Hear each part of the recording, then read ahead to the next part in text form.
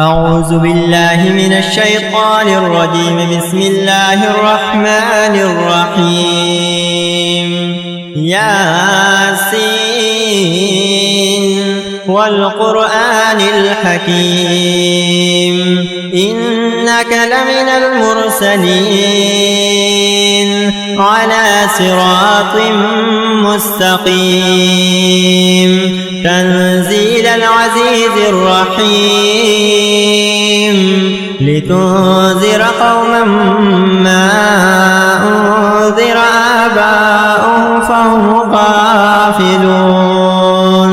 لقد حق القول على أكثرهم فهم لا يؤمنون. إنا جعلنا في أعناقهم أغلالا فهي إلى الأذقان فهم مقمحون.